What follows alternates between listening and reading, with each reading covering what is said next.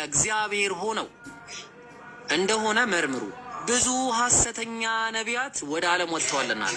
ለባሩ ስለዚህ እዚህ ጋር መናፍስት የተባሉት መንፈስ የተባለው ነቢያት ተብለው እናያለን። ስለዚህ መንፈስ ነብይ በሚለው ተተክቶ ይመጣል ባይብል ላይ ማለት ነው። መናፍስት ነቢያት ተብለው ይጠራሉ። መናፍስት ምን ተብለው ይጠራሉ? እነዚህ ጋር ግልጽ ነው። ግልጽ ነው። ቀጥል። ለአብም ያለው ሁሉ የኔ ነው፣ ስለዚህ ለኔ ካለኝ ወስዶ ይነግራችኋል አልኳል።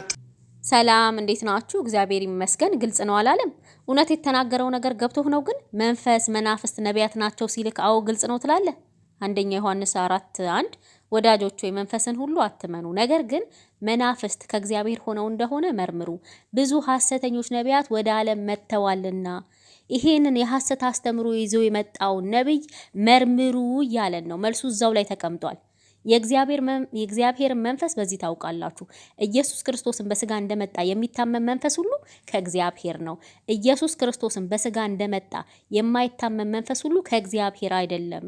ስለዚህ መሐመድ ከእግዚአብሔር የተላከ አይደለም፣ ሐሰተኛ ነብይ ነው። መሐመድን የላከው መንፈስ መርምሩ እያለን ነው። ምክንያቱም መሐመድ የሐሰትን አስተምሮ ይዞ ስለመጣ። ስለዚህ እንደዛ እያለን ነው እንጂ መናፍስት መንፈስ ነቢያት ናቸው እያለን አይደለም። እንግዲህ ይሄ ልጅ ምንድነው እያለ ነው ያለው? ጌታ ኢየሱስ ክርስቶስ እኔ ከሄድኩኝ በኋላ አጽናኙ መንፈስ ልክላችኋለሁ ብሏል።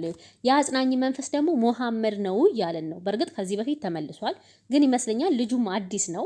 ያው አዲስም የሚመጡ ልጆች ስላሉ እንደገና እስኪ እንየው።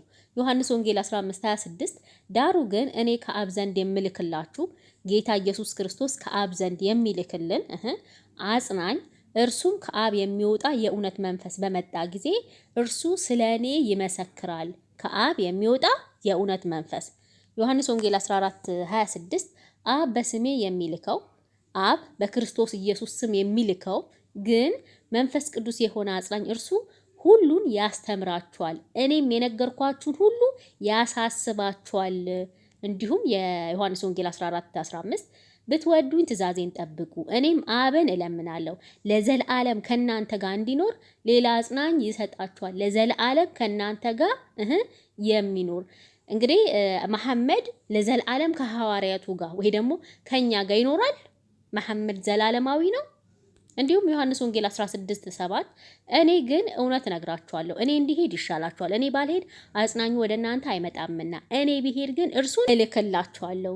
የምነግራችሁ ገና ብዙ አለኝ፣ ነገር ግን አሁን ልትሸከሙት አትችሉም። ግን እርሱ የእውነት መንፈስ በመጣ ጊዜ ወደ እውነት ሁሉ ይመራችኋል፣ የሚሰማውንም ሁሉ ይነግራችኋል እንጂ ከራሱ አይነግርምና የሚመጣውንም ይነግራችኋል። እርሱ ያከብረኛል፣ ለኔ ካለኝ ወስዶ ይነግራችኋል። ለኔ ካለኝ ወስዶ ይነግራችኋል። የሐዋርያ ሥራ 1:8 ነገር ግን መንፈስ ቅዱስ በእናንተ ላይ በወረደ ጊዜ ኃይልን ትቀበላላችሁ፣ በኢየሩሳሌምም በይሁዳ ሁሉ በሰማርያም እስከ ምድርም ዳር ድረስ ምስክሮቼ ትሆናላችሁ አለ። መንፈስ ቅዱስ በእናንተ ላይ በወረደ ጊዜ ካለ መንፈስ ቅዱስ የቱ ጋር ነው የመጣው ነው ጥያቄው። የሐዋርያ ሥራ 2:1 በባለ 50 የተባለውም ቀን በደረሰ ጊዜ ሁሉም በአንድ ልብ ሆነው አብረው ሳሉ ድንገት እንደሚነጣ አውሎ ንፋስ ከሰማይ ድምጽ መጣ፣ ተቀምጠውም የነበሩትንም ቤት ሁሉ ሞላው። እንደ እሳትም የተከፋፈሉ ልሳኖች ታዩአቸው፣ በእያንዳንዳቸውም ላይ ተቀመጡባቸው። ሁሉም መንፈስ ቅዱስ ሞላባቸው፣ መንፈስም ይናገሩ ዘንድ እንደሰጣቸው በሌላ ልሳኖች ይናገሩ ጀመር። ስለዚህ አጽናኙ መንፈስ ቅዱስ እንጂ መሐመድ አይደለም ማለት ነው። ሌላው ባርናባስን ስተረጉም ነበር። ባርናባስ የመጽናናት ልጅ ነው። አይ በአረማይክ የነብይ ልጅ ነው። ስም እስከ መተርጉም ደረስክ። እውነት ቢሆን እኮ መሐመድ ራሱ ለኔ ነው ብሎ ቁርአን ላይ ያስቀምጥልህ ነበረ፣ ግን ስላልሆነ ነው። ሌላው ዘዳግም 18:18 ሄዳል።